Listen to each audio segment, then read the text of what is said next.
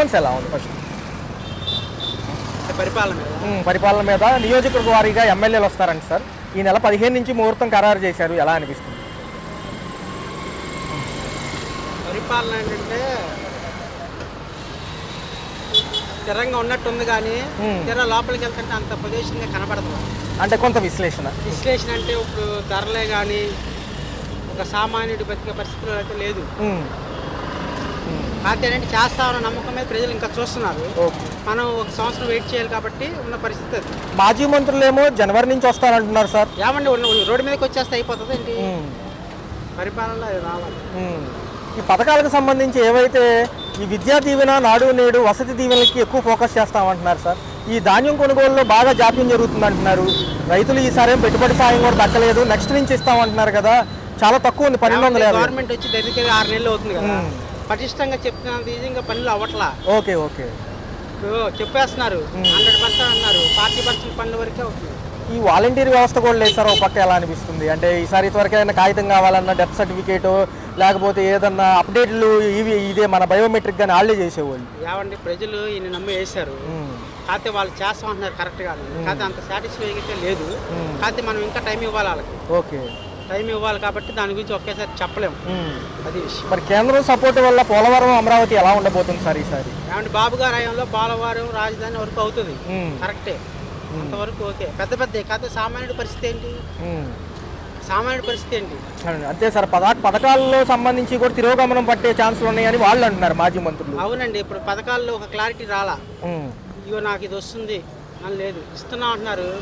మీరు ఏ గుమ్మానికి టచ్ చేసి నేను చేసినా సరే ఒక 2 ప్లస్ ఉంటే 4 మైనస్ ఉంది. అయ్యో సార్, ఓకే, కరెక్టే సార్, ఓకే, అర్థమైందా. దానిలో వాళ్ళు చూసుకోవాలి ఒకటి. రెండోది వచ్చి ఏంటంటే ఇంకా నమ్మకం మీద ఉన్నారు. అది మరి వాళ్ళు ఒక సంవత్సరం లేకుండా ఏది చెప్పలేం కాబట్టి వాళ్ళు దాన్ని పరిశీలన తీసుకుని చేసుకోవాలి. ఒక పక్క పెరిగిన నిత్యావసర ధరలతో పాటు ఈ కరెంట్ ఛార్జీలు కూడా పెంచారు కదా సార్, ఎలా అనిపిస్తుంది? కరెంట్ ఛార్జీలు మటుకు దారుణం అండి. కారణం ఏంటంటే నాకు 195 రూపాయలు బిల్లు వస్తే అదర్ ఛార్జీలు వచ్చి 300 వచ్చింది. అవును, అది ఎంతవరకు న్యాయము? గత ప్రభుత్వాలు ట్రూ ఆఫ్ ఛార్జీలు పెంచినందుకే కదా సార్ తీసేస్తామన్నారు. అవును, వీళ్ళు పరిశీలన చేసి దాన్ని చేస్తున్నారు కదా, మరి చేయాలి కదా. 200 కరెంట్ బిల్లుకి అదనంగా ఇంకో 250 కలిపి 550 కట్టలేరు కదా. ఖాళీ యూనిట్ల ప్రకారం 195, 200 వస్తే అదనపు ఛార్జీలు, ఆ ఛార్జీ, ఈ ఛార్జీలు కలిపి అయ్యో 300, 200, 500 అయితే ఎలాగా? అంటే సంపద సృష్టికి ఇదే మార్గం అంటున్నారు కదా. సంపద సృష్టి ముందు సంపద సృష్టిస్తారు, కరెక్టే. ముందు సామాన్యులు నిలబడే పరిస్థితిలో లేడు ఇక్కడ. ఉద్యోగం, ఉపాధి అవకాశాలు దరిదాపులో లేవు, ఉంటాయి, మీరు చేస్తారు. ఇప్పుడు అర్జెంటుగా సామాన్యులు నిలబడాలంటే ఏం చేయాలంటే త్వరగతిగా ముందుగా యత్నం చేయాలి. ఫస్ట్ అలాగే టైం ఇవ్వాలి. 2 ఉన్నాయి ఇక్కడ. ఓకే, కంగారు పడిపోయినంతనే బిడ్డ పుట్టడు, అలాగని వెంటనే ఉద్యోగానికి టైం పట్టింది. ఆ పరిశీలన తీసుకుంటూ అన్ని ముందడుగు వేసుకుని వెళ్ళాలి. పవన్ కళ్యాణ్ గారి తీరుగతులు ఎలా ఉన్నాయి సార్? రేషన్ బియ్యం పట్టివేత అంటున్నారు, హడావుడు ఎక్కువైపోయింది, మిగతా వాటి మీద ఫోకస్ తక్కువ ఉంది అంటున్నారు జనం. ఆల్రెడీ సీజ్ చేసిన బియ్యమే అంటున్నారు సార్ చాలా మంది. ఏమంటే సీజ్ చేసిన బియ్యం ఎప్పటి నుంచి అమలు అవుతుంది, కరెక్టే. కాకపోతే అది ఎక్కడో మూల ఒక చోట పట్టేసుకుంటే కుదిరిద్దా? 4 మూలలు కవర్ చేయాలి, ప్రతి ఒక్కడికి అందేటట్టుగా వాళ్ళు తీసుకోవాలి. వాడ బియ్యం పట్టేసుకున్నారు, అయిపోయింది, కరెక్టే. దానిలో పరిష్కారం అవుతుందిగా. ప్రతి సామాన్యుడికి కూడా ఉద్యోగం, ఉపాధి, నిత్యావసర అందుబాటులో, అభివృద్ధితో పాటు సంక్షేమంతో కూడిగా చేసేటట్టయితేనే వీళ్ళకి పేరు వస్తుంది. అంటే చెప్పారు కదా సార్, ఇవన్నీ చూస్తే భయం వేస్తుంది. పథకాలకు అయితే హామీ ఇచ్చాం ఎలక్షన్స్ టైం. కాబట్టి జనం కూడా టైం కూడా ఇచ్చారు, కంగారు పడతలు, వాళ్ళు ఆలోచన చూస్తున్నారు. అందుకని అటు ఇటుగా ఉంది కాబట్టి మనం కూడా ఇంకొక 6 నెలలు చూస్తే గట్టిగా 1 ఇయర్ అయితే మనం చెప్పడానికి కూడా అవకాశం ఉంటుంది. కేంద్రం సపోర్ట్ ఉంటుందా? ఎవరొచ్చినా కలుపుకుంటారు పైన ఆయన. ఏమంటే ముందు మన ఆంధ్ర వాడికి పైనోడికి అవసరం కావాలి. ఆంధ్రప్రదేశ్ అంటే వాళ్ళేంటి కాంగ్రెస్ అవని, ఎన్డీఏ అవని అవసరం కాదు. దాన్ని మన వాళ్ళు వినియోగపరుచుకుంటూ, వాడుకుంటూ, తెచ్చుకుంటూ చేసుకుంటే మన వాళ్ళు కొంతవరకు సేవ్ అవుతారు. రైట్ సార్, రైట్ అండి. వీళ్ళు ఏమన్నారంటే ఎలక్షన్స్కి ముందు ఈ యొక్క కూటమి ప్రభుత్వాలు 14 లక్షల కోట్లు అప్పు ఉన్నాయి అన్నారు. ఇప్పుడేమో 10,000 కోట్లే ఉన్నాయి అంటున్నారు. ఎలా అనిపిస్తుంది అసలు? జనరల్గా ఏంటంటే ప్రచార ఆర్భాటం కోసం చెప్పింది అంటారా, నిజంగా ఉందంటారా?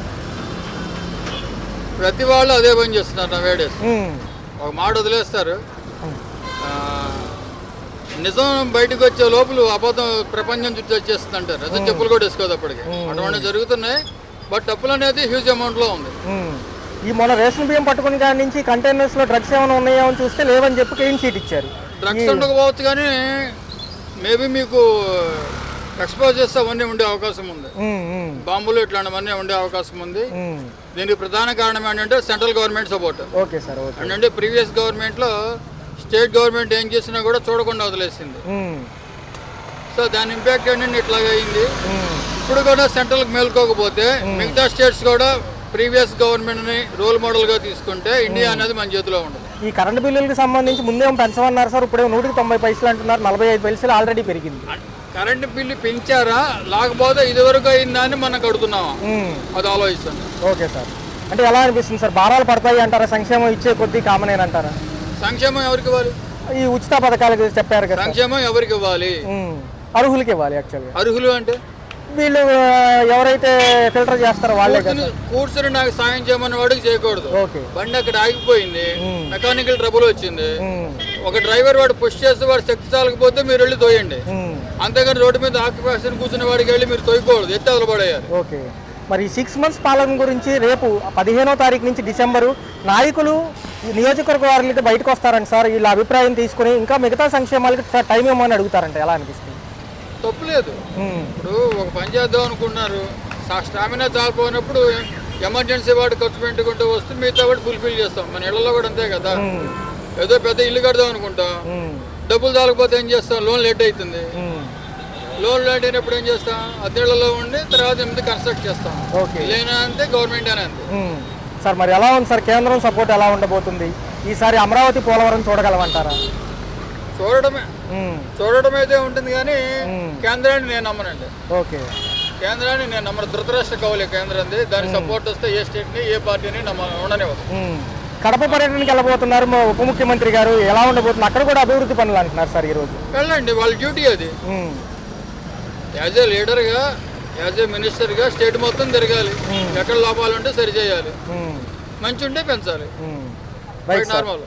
బట్ చూసుకుంటే వాలంటీర్ వ్యవస్థ పక్కన పెట్టేశారు సార్, అవసరం ఉందా లేదా? వాలంటీర్ మీన్ వీళ్ళు సార్ ఏదైతే అంటే వచ్చి 5,000 అంటే ఏమిటి, స్వచ్ఛందంగా వచ్చి పనులు చేసేవాళ్ళు వాళ్ళు. ఇప్పుడు నేను పని చేస్తా అంటాను, అవసరం ఉంటే పని చేయించుకుంటారు, లేకపోతే లేదు. అది ఉద్యోగం కాదు కదా. నాకు నేను ఒక పని చేస్తున్నప్పుడు నాకు సపోర్ట్గా వస్తా అంటున్నారు, తీసుకున్నాను. అరే అబ్బాయి నేను పనే మానేసాను అన్నప్పుడు ఆపేశారు. Okay, right sir, right right right. ఇప్పుడే బాగున్నాయి. ఈ ప్రభుత్వం ఎలా ఉంది? మరి 15వ తారీఖు నుంచి జనంలోకి వస్తారంట నాయకులు, బాగుందా అని అడుగుతారంట, ఎలా అనిపిస్తుంది మరి మీకు? పవన్ కళ్యాణ్ గారు కూడా ఉప ముఖ్యమంత్రిగా ఉన్నారు కాబట్టి ఆయన పనితీరులు ఎలా ఉన్నాయి? ఈ రోజు కడప వెళ్ళబోతున్నారు, అక్కడ కూడా కొన్ని అభివృద్ధి పనులు అంటున్నారు. మరి జగన్మోహన్ రెడ్డి గారు ఆలయం అది జగన్మోహన్ రెడ్డి గారి ప్లేస్ కదా, అంతకు ముందు చేయొచ్చు అంటారు బానే, అక్కడికి వెళ్ళి అభివృద్ధి పనులు కూడా చేపడతానంటున్నాడు ఈయన.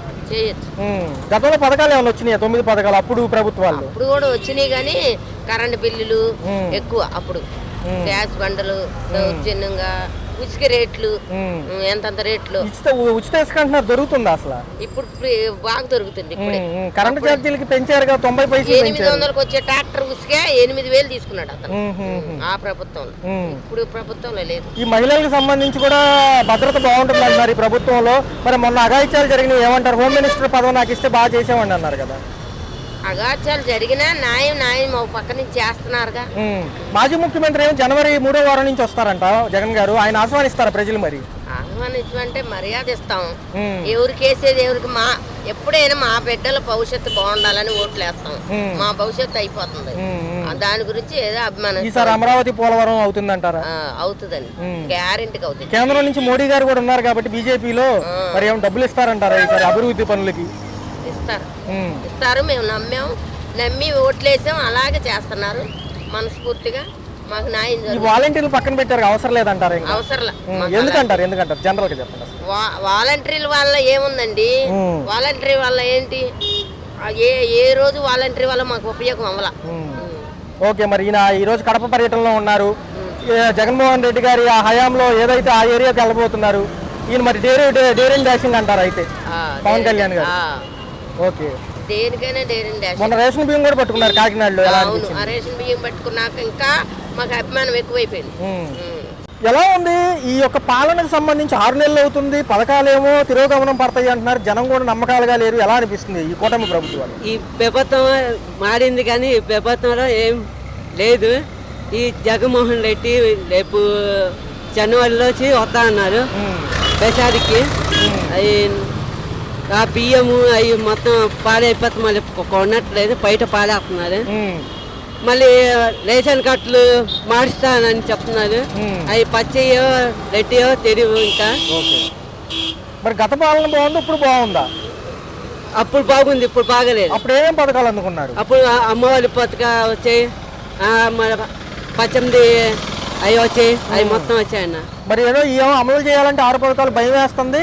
ఎలక్షన్స్ టైంలో అయితే మేము చెప్పాం కానీ భయం వేస్తుంది అంటున్నారు. ప్రభుత్వం వచ్చింది కానీ పింఛం లేదు, మరి అమ్మవాళ్ళు ఏమి లేవు. 3 క్యాష్ పండాలని 3 క్యాష్ పండాలకి బిడి ఇవ్వట్లేదు.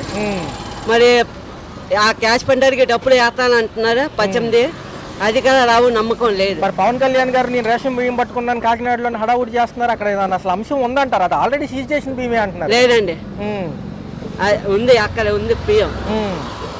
ఓకే, మరి ఎలా ఉంది ఇక? మరి రోడ్లు ఇవన్నీ చేయగలుగుతారా? చాలా డబ్బులు అవుతాయి కదా, 1,20,000 కోట్లు అంటున్నారు. వీళ్ళేమో అమరావతి పోలవరం 4 ఏళ్ళలో అయిపోతుంది అంటున్నారు.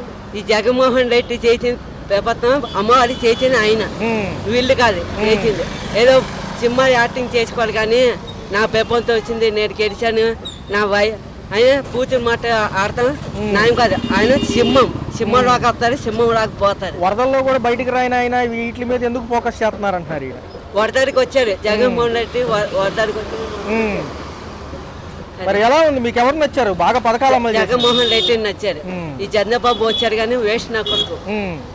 ఓకే, రైట్ వస్తానంటారు. బాగానే ఉంది సార్. రేట్లు ఎలా అనిపిస్తున్నాయి? రేట్లు అంటే కొంచెం మరి ఈ మధ్యన కొంచెం అటు ఇటుగా ఉన్నాయి.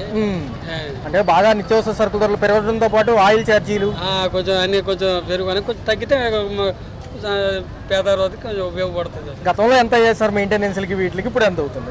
గతంకి ఇప్పటికే ఇంకా కొన్ని ఐటమ్స్ తగ్గలేదు, కొన్ని తగ్గుతున్నాయి.